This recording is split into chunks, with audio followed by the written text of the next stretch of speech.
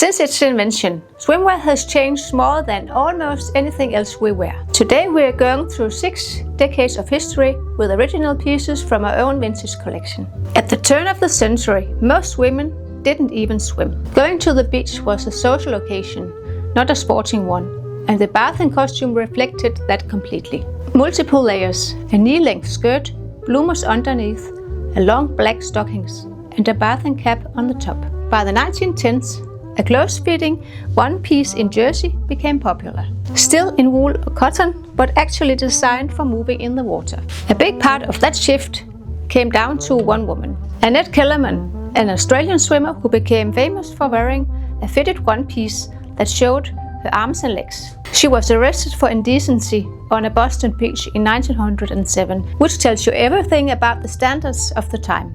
These 2 are from my own collection. This one in red and white stripes with short sleeves and ruffled hems, wool and cotton, covering essentially everything. And this simpler black and striped one in cotton jersey. Revolutionary at the times, but not very practical for today. The 20s is where it gets interesting. Bare arms and legs became more accepted. Suits got shorter and Art Deco arrived.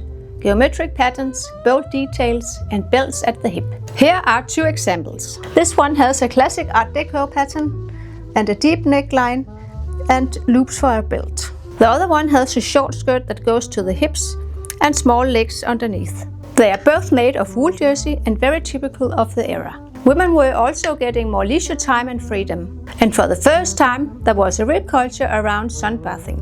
The beach became somewhere you went to be seen.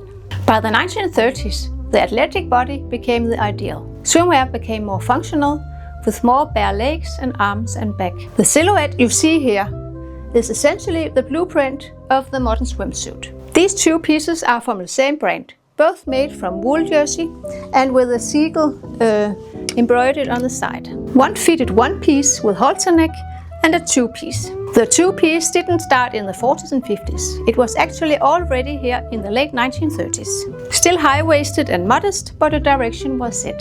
The early 40s was shaped by the war. Rationing meant that swimwear barely changed, though the 2-piece actually became more popular because it required less material. After the war, everything changed. Dior's new look brought the hourglass figure to the beach, and elastic fabrics meant suits could shape the body in a way wool never could. And in 1946, the bikini was invented. It caused a sensation, then sat quiet for a few years until the 1950s made it iconic. The 50s fully embraced the new femininity. Beach culture exploded, Hollywood made it glamorous, and the beach became a place to be seen in a very specific way. Halter neck designs, heart-shaped necklines, and built-in bra cups. Look at this bikini in a check pattern in pink, blue and yellow with a ruffled trim. A classic 1950s piece in cotton and very Brigitte Bardot. And here a swimsuit with a typical 50s silhouette. Halter neck, heart-shaped neckline, a small skirt and ruffled elastic details. All about the hourglass. And then the 60s arrived and everything got loud. Synthetic fabrics like nylon and spandex took over. Lighter, quicker drying and able to hold vivid color in a way natural fibers never could. This earlier piece still has some 1950s feel, but with a much more open back. You can see the shift happening. And then this one. Orange, pink, purple, swirling psychedelic patterns. Almost more art than clothing.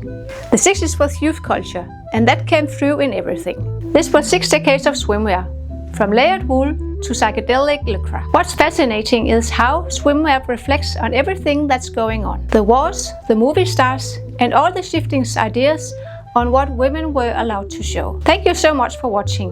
I hope you enjoyed this little video about vintage swimwear.